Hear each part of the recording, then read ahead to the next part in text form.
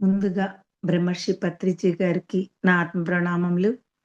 మనకి కళల ద్వారా మన కర్మలను తొలగించే జ్ఞానాన్ని అందిస్తున్న మన వంశీకిరణ్ మాస్టర్ గారికి నా ఆత్మ ప్రణామములు.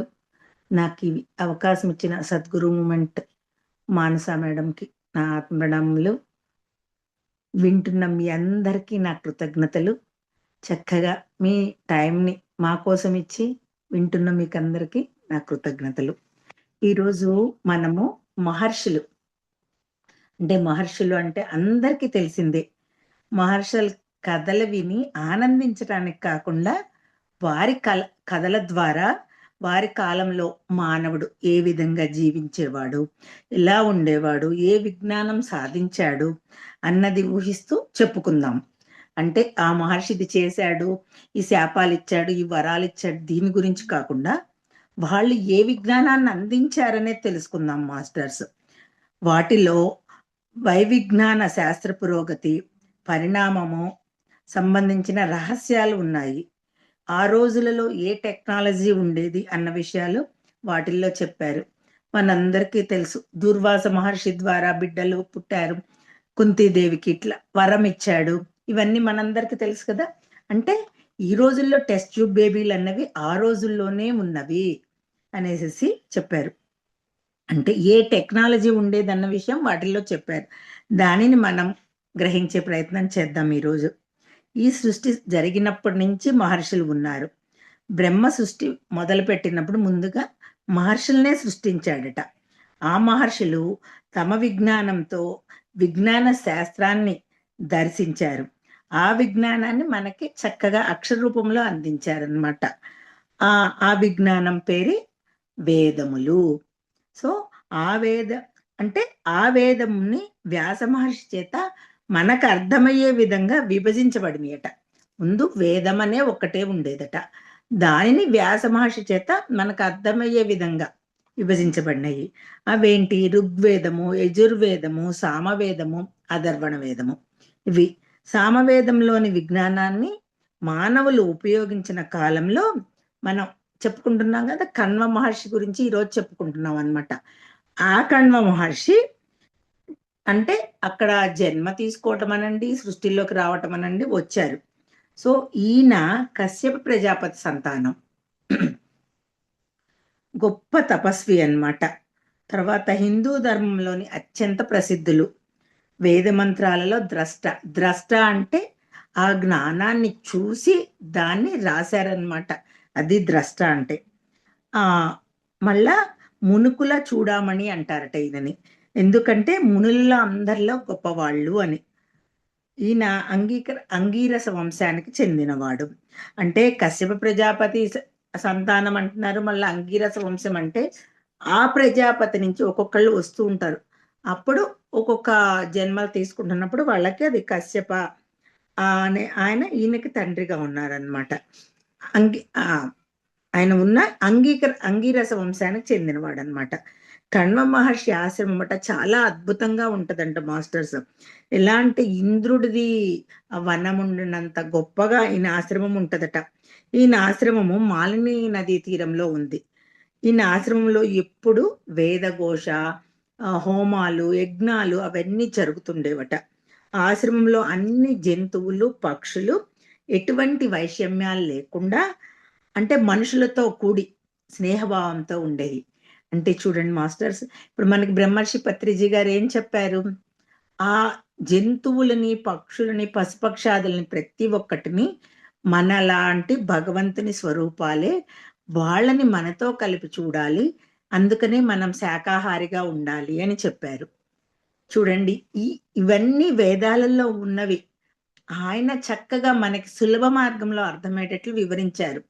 అందుకనే ఆయన ఆశ్రమంలోట ఆ హోమం జరిగి యజ్ఞాలు జరిగినప్పుడు ఆ ప్రసాదాలు ఉంటాయి కదా, అవి ఎలుకలు అవి చక్కగా అంటే కొట్లాడుకోకుండా చక్కగా తినేవటండి. ఒకటికొకటి కొట్టుకునేవి కాదట, నేను నేను అన్నట్లుగా. చక్కగా ఈ రోజు కొన్ని తిన్నామా మేము ఇంకో రోజు తింటాం అన్నట్లు ఉండేవట. అలానే ఇప్పుడు మామూలుగా పాము, ముంగిస ఇట్లా నెమలి, అంటే సింహము, పులి ఇట్లా క్రూర జంతువులు కానీ అన్ని జంతువులు ఎంత స్నేహభావంతో మెలిగేవట. అంటే ఆ ఆశ్రమము అంత గొప్పతనం ఉన్నది. ఆ కణ్వ మహర్షి అంత అందరినీ సమభావంతో చూసేవాళ్ళు. ఆయన అంటే ఆ వేదఘోష వినటం వలన కానీ అన్నీ అక్కడ సాధువుల్లాగా అంత చక్కగా ఉండేవి. ఏ గొడవలు ఉండేవి కాదు. అవి చేసే ధ్వనుల అంటే అంత స్నేహభావంతో ఉండేవి కదా! అవి చేసే ధ్వనుల ఆధారంగాట మంత్రాల యొక్క ఉచ్చారణని మార్చాడట ఈయన. ఎవరు? కణ్వ మహర్షి. అంటే ఏంటి? ఇప్పుడు అదివరకు మంత్రాలు ఎలా ఉంటాయో మనకి తెలియవు. ఈ సామాన్య భాషలో, వాడుక భాషలో రావాలి అనంటే ఆ మంత్ర ఉచ్చారణ నిజంగా అంత సంస్కృతము వాటిల్లో ఉన్నప్పుడు మనం ఉచ్చరించలేము. కానీ ఈయన చక్కగా దాన్ని సాధారణ భాషలోకి మార్చారు. కణ్వ మహర్షి అత్యంత ప్రాచీన శాస్త్రవేత్త.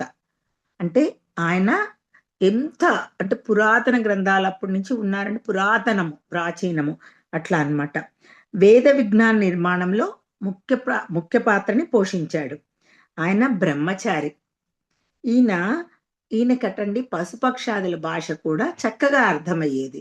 అందుకనే ఇప్పుడు ఒక రోజుట ఒక మంత్రము అది ఎలా ఉచ్చరించాలి, దానిని ఎలా ఇది చేయాలి అనుకున్నప్పుడు ఒక పిల్లి హచ్ అని తుమ్మిందట.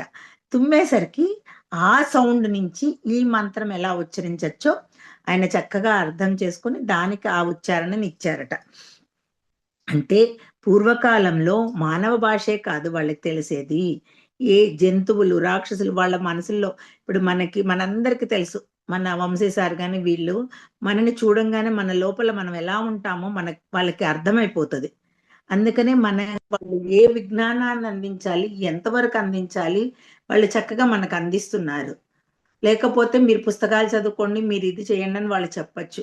కాదు. ఈ మానవ జాతిని అద్భుతంగా తయారు చేయటానికి వాళ్ళు ఎంతగానో కష్టపడుతున్నారు. సో, అందుకని మనం కూడా వాళ్ళకి తగ్గ వాళ్ళ కష్టానికి మన ఎదుగుదలకు ఆత్మ ఎదుగుదల కోసం మనం కూడా చక్కగా ఆ కళల ద్వారా కర్మలు చూసుకుంటూ, ఆ విజ్ఞానాన్ని అందుకుంటూ, వాటిని తొలగించుకుంటూ ముందుకు వెళ్ళొచ్చు. సో, ఇక్కడ పశుపక్షాదులు చూడండి ప్రకృతితో అనుసంధానం అవ్వమని మన గురువులందరూ చెప్తున్నారు.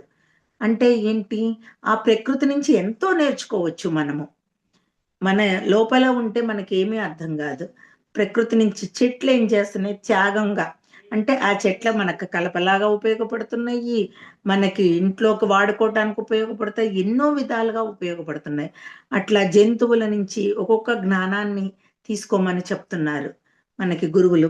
సో, ఇక్కడ ఈయనేంటి చక్కగా పశుపక్షాదుల భాష అర్థం చేసుకొని, ఆ జ్ఞానాన్ని కూడా మనకి ఆ శాస్త్రాల ద్వారా మనకు అందించారు.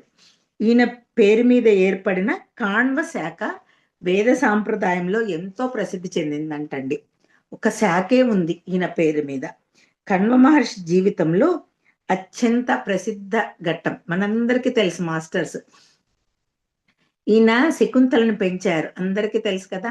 భరతుడికి జన్మనిచ్చినాక భరతుడిని ఎలా వృద్ధిలోకి తీసుకొచ్చారు అవన్నీ ఒకసారి చెప్పుకుందాం ఆయన.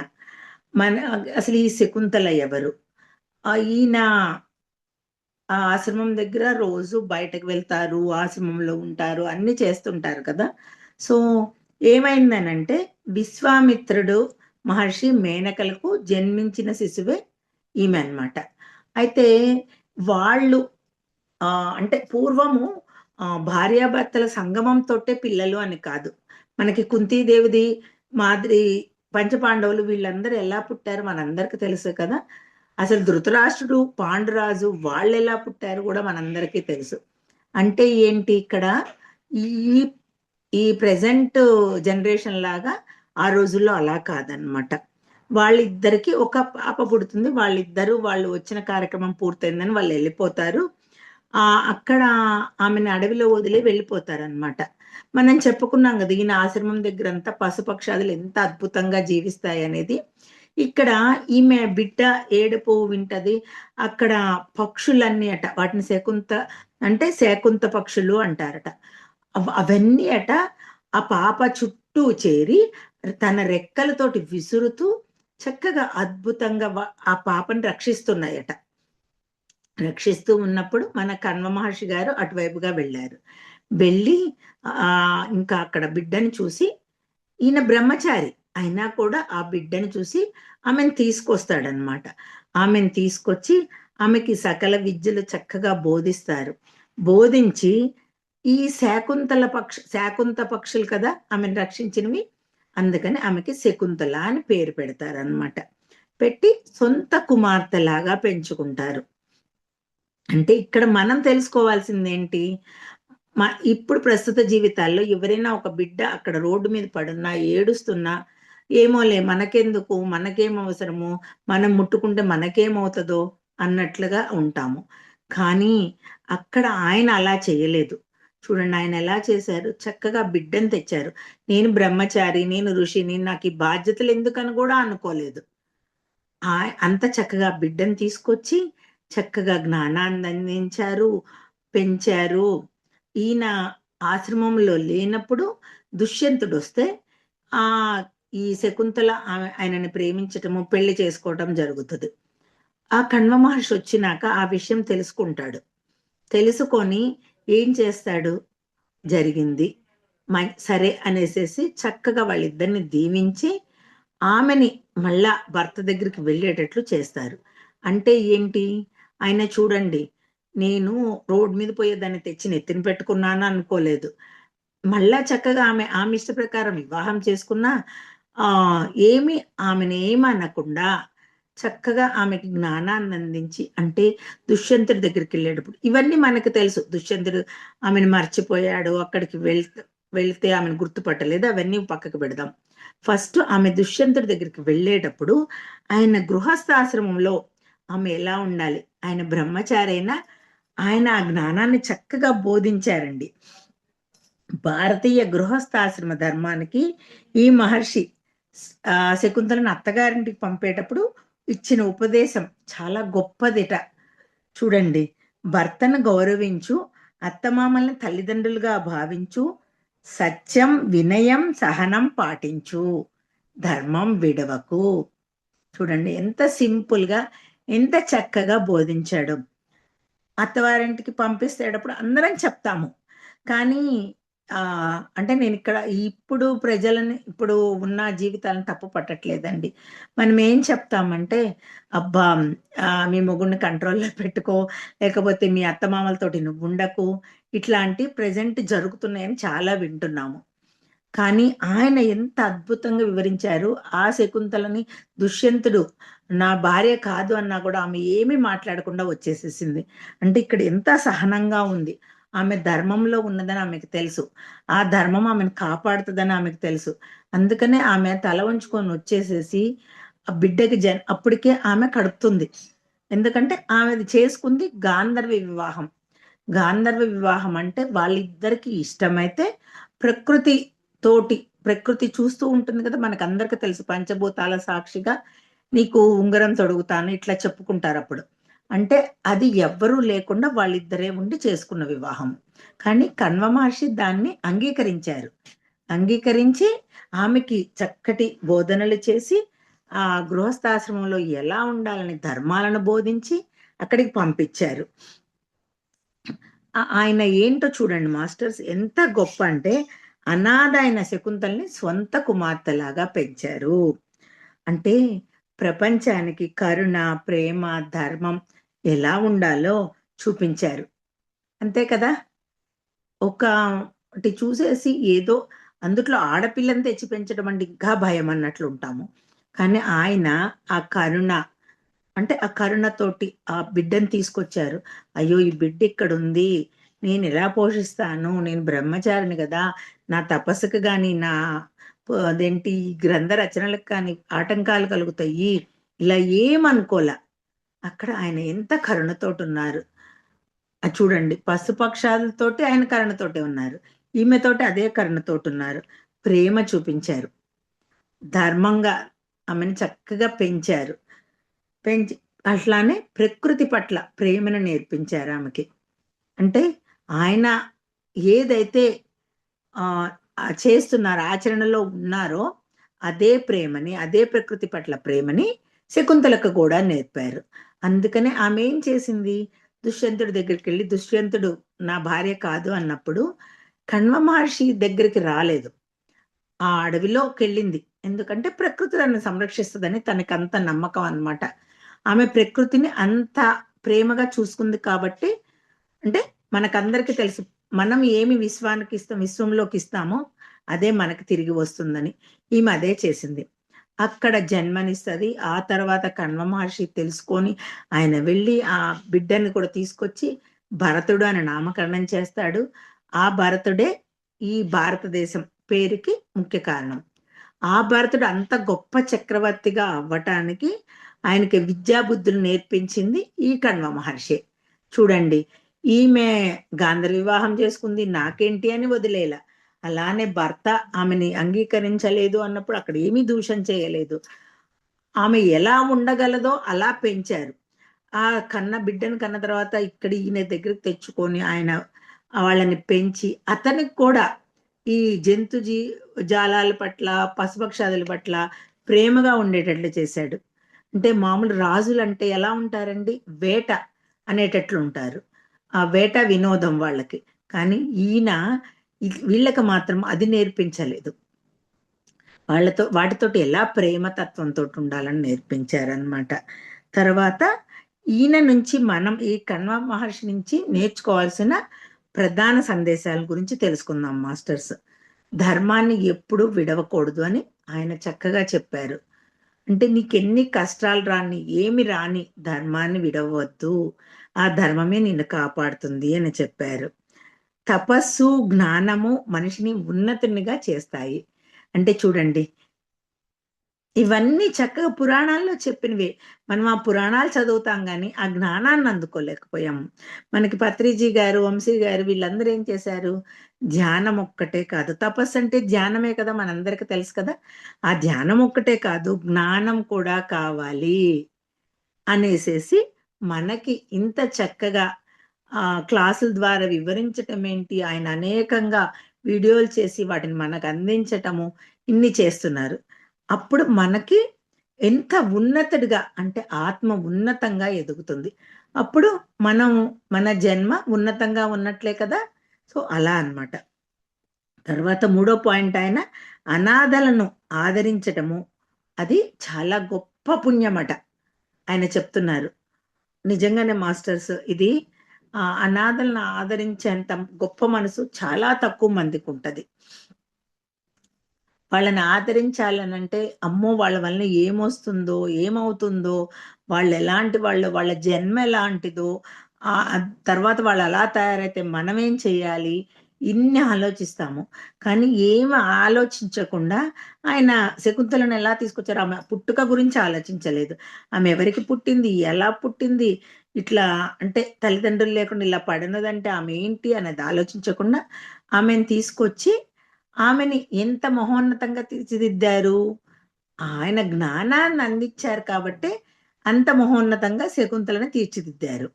సో అలా ఉండటం, అలా చేయటము చాలా పుణ్యమటండి. తర్వాత గురువు సమాజానికి మార్గదర్శిగా ఉండాలి అని బోధిస్తున్నారు మనకి కణ్వ మహర్షి గారు. అంటే గురువు అనే వాళ్ళు ఎలా ఉండాలండి, సమాజానికి ఆదర్శంగా ఆయనను అనుసరించినప్పుడు సమాజంలో ఫలానా వారి శిష్యులట వీళ్ళు, ఫలానా ఆయన జ్ఞానాన్ని అందుకున్నారు కాబట్టి వీళ్ళు ఇంత ఉన్నతంగా ఎదగగలిగారు అని. ఇప్పుడు చూడండి, మనం పత్రిజీ గారి శిష్యులు వీళ్ళందరూ ఎవరు, మనకి వంశీ సార్ గారు కానీ, న్యూటన్ సార్ అని, ఇంకా బాలకృష్ణ సార్ అని, జీకే సార్ అని, ఇట్లా చాలా మంది ఉన్నారు.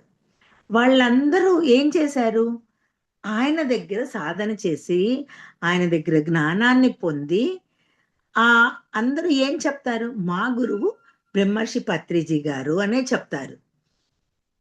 ఆయన దగ్గర ఎన్నో, ఇప్పుడు మనకి పత్రిజీ గారు మనకి సినిమాలో కూడా చూసాం కదా, వాళ్ళని ఇది చేయకపోతే లాగబెట్టి కొడతారు పత్రిజీ గారు. అంటే మన గురువులందరూ, ఇప్పుడు మనం గురువులు అనుకుంటున్నాం కదా వీళ్ళని.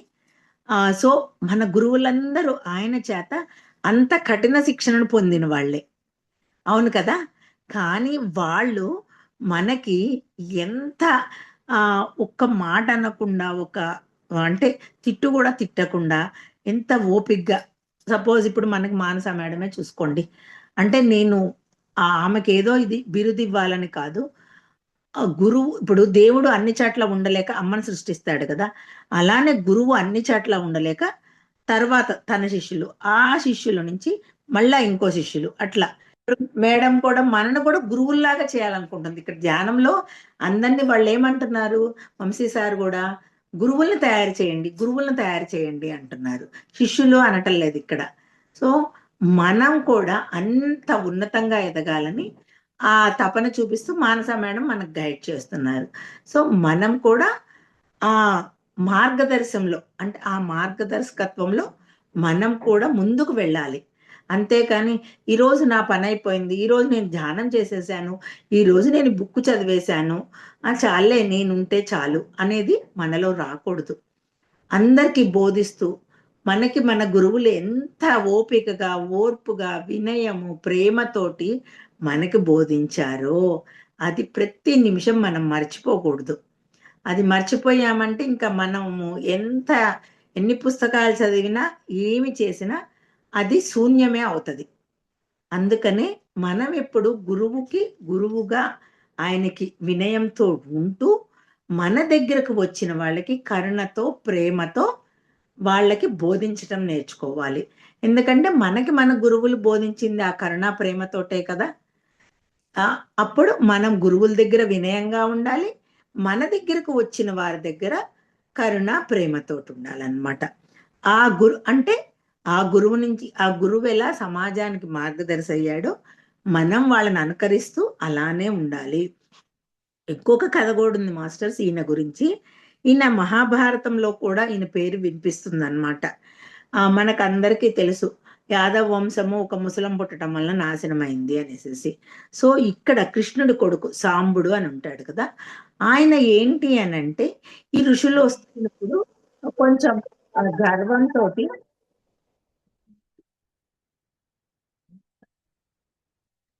గర్వంకి ఏం చేస్తారంటే ఆయన ఆహ్, సాంబుడు అంటే నేను కృష్ణుడిని కొడుకుని, నేను యాదవుల వంశానికే రాజుని, మా తండ్రి ఎంత గొప్పవాడు, ఇలా ఆయనకొక అహంకారం వస్తది. అంటే ఇక్కడ చూడండి. అందుకనే చెప్పింది ఈయన. గురువుని మార్గదర్శకంగా తీసుకోవాలి. ఇక్కడ కృష్ణుడు కూడా ఒక గురువే కదా! జగద్గురువు ఆయన. కానీ ఆయన నుంచి ఆయన కొడుకు ఏం తీసుకున్నాడు? అహంకారం వచ్చింది. నేను అనే అహంకారం వచ్చింది. ఆ అహంకారంతోటి ఆయన ఏం చేస్తాడు? ఈ ఋషులొచ్చినప్పుడు వాళ్ళని పరిహసిస్తాడనమాట. ఎగతాళి చేయటం, వ్యాఖ్యానం చేయటము అవన్నీ చేస్తాడు. చేస్తే చేసినప్పుడు ఏమవుతుంది అనంటే, ఋషులకి సహజంగా అధర్మంలో చాలా వరకు సహనంగానే ఉంటారు. అధర్మంలోకి వీళ్ళు వెళ్తున్నారు అన్నప్పుడు వాళ్ళకొక శిక్ష అంటే శిక్షణ ఇది శిక్ష కాదు. వాళ్ళకివ్వటానికి ఏం చేస్తారు అంటే వాళ్ళు, ఆయన ఒక శాపం పెడతారు. అంటే అది ఆయన కర్మనే ఇట్లా శాప రూపంలో వస్తదనుకుందాం. అప్పుడు ఏమనంటారు, దాంట్లో కణ్వ మహర్షి ప్రధాన పాత్రటండి. ఆ ఋషులందరూ వెళ్ళినప్పుడు కణ్వ మహర్షి ఉన్నారు. ఆయన అక్కడ శాపం ఇస్తారు. ఏమని? ఒక ముసలం పుడతది. దాన్ని కోసమే మీరందరూ తన్నుకొని చనిపోతారు. అంటే ఒక అహంకారం. మనలో ముసలం అంటే ఒక అహంకారం గాని, అజ్ఞానం గాని ఇవే. అవే వాటి వలన ఇలా అవుతుంది అనేది మనం ఇక్కడ తెలుసుకోవాల్సింది. సో, అక్కడ మహర్షి అయ్యుండి ఆయన ఇంత గొప్పవాడు, ధర్మంలో ఉంటాడు అని చెప్పారు కదా! ఈ శాపాలు పెట్టడం ఏంటని అందరికి అనిపించొచ్చు. కానీ ఆయన ఏం చెప్పారు? ధర్మాన్ని విడవకూడదు అని చెప్పారు. ఎప్పుడైతే సాంబుడు అధర్మంలోకెళ్ళాడో, కృష్ణుడు కొడుకు కానీ, ఎవరైనా కానీ వాళ్ళకి ఆ శిక్ష పడతదనమాట. సో, ఆ కర్మ వెంటనే అటాక్ అయిపోతది. అందుకని అక్కడ ఆయన అలా శాపం ఇవ్వటం జరిగింది. అక్కడ గూడా అంతే మహాభారతంలో ఈయన పేరు తెలుసనమాట. అలానే ఈ కథలో మనము కణ్వ మహర్షి గురించి గొప్ప ఋషి అని మాత్రమే కాకుండా ఆదర్శ తండ్రి, ఆదర్శ గురువు, కరుణామూర్తి, భారతీయ సంస్కృతిలో చిరస్థాయిగా నిలిచిపోయాడీయన. అంటే ఒక ఆదర్శ తండ్రిగా నిలిచాడు కదా! శకుంతలని పెంచటం ద్వారా. తర్వాత ఆదర్శ గురువు. ఆయన ఎంతో మందిని ఉన్నతంగా ఎదిగేటట్లు చేశారు. ఆ సామవేదంలో జ్ఞానాన్ని చాలా చక్కగా సామాన్య భాషలోకి మార్చారు. ఆ ఉచ్చారణ కష్టమైన వాటిని మార్చారు. తర్వాత ఆయన దగ్గర ఉన్న వాళ్ళనందరినీ అంత మంచి గురువులుగా అట్లా తయారు చేశారు శిష్యులనందరినీ. కరుణామూర్తి. కరుణామూర్తి అంటే పశుపక్షాదులు. వాటిని ఎడల ఏ భావం లేకుండా చక్కటి ప్రేమ తత్వంతోటి వాటినన్నిటిని చూసుకునేవాళ్ళు. అందుకనే ఆయన ఆశ్రమాన్నట ఇంద్రుని కాండవనం తోటి పోల్చేవారట. అంత గొప్పగా అది పోల్చారనమాట. అది. అందుకనే ఈయన అంతటి గొప్పవాడు. అందుకనే ఇప్పుడు మనం కూడా మన జీవితాన్ని సుఖజీవనంగా పెంపొందించుకోవటానికి ఈ మహర్షుల జీవిత చరిత్రలు ఎంతగానో మనకు ఉపయోగపడతాయి. మనం ఎప్పుడూ ఒక మహర్షి శాపం ఇచ్చాడు, ఒక మహర్షికి కోపం ఎక్కువ, ఒక మహర్షి ఇలా ఉన్నాడు, వీటి గురించి కాదు కావాల్సింది. వాటి వాటి వెనక పరమార్థం ఏంటనేది మనం తెలుసుకోవాలి. అది మాస్టర్స్, నాకు తెలిసిన జ్ఞానాన్ని నాకు తెలిసినట్లు అందించాను. విన్న మీ అందరికీ కృతజ్ఞతలు. Thank you so much masters.